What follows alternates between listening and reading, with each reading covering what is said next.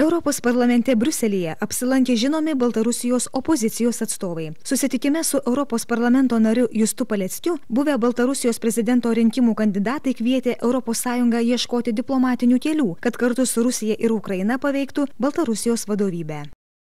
Opozicionieriai kvietė, kad ES, kol 43 politiniai kaliniai nebus paleisti iš kalėjimų, kad nebūtų jokių santykių, kad nebūtų jokios pagalbos Baltarusijai. Na, čia reikia pasakyti, kad aš šiek tiek pabejojau dėl ekonominės pagalbos ir, tarkim, mūsų frakcija, socialdemokratų frakcija Europos parlamente mano, kad ekonominių sankcijų Baltarusijai nereikia taikyti, kadangi vis dėlto nuo to nukentėtų paprasti Baltarusiai, o to nereikėtų leisti.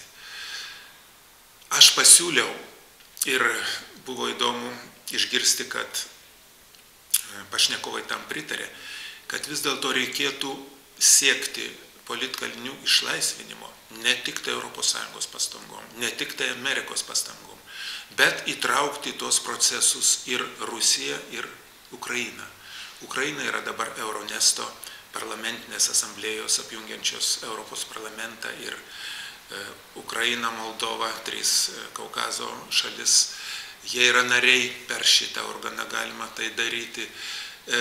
Rusija irgi rodo nepasitenkinimą tuo, kad kaip susidorojama su opozicija, tarp kitko ir su Rusijos žiniasklaidos priemonių atstovais elgiamasi, švelniai tariant, labai nepagarbiai, jie irgi yra areštuojami ir išsiunčiami iš šalies.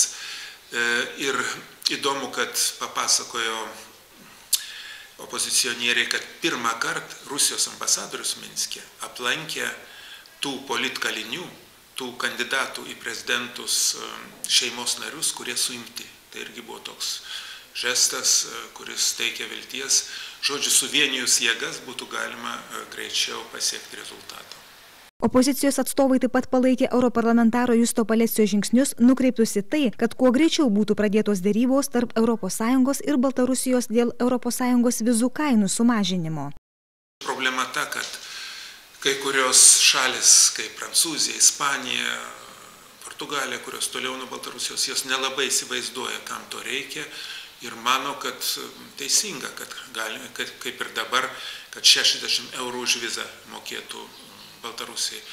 O kaip tik tai į tai atkreipia opozicijos atstovai, kad dabar, kai ten rublio baltarusiško vertė nukrito beveik per pusę, kai pakilo kainos, infliacija, kad dabar ta kaina baltarusiams pasidarė dvigubai didesnė, kadangi jeigu anksčiau tai sudarė galbūt ketvirtadalį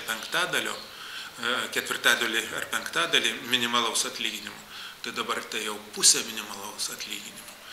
Taigi tas klausimas rimtas ir tame pokalbėje mes irgi apie tai daug kalbėjome.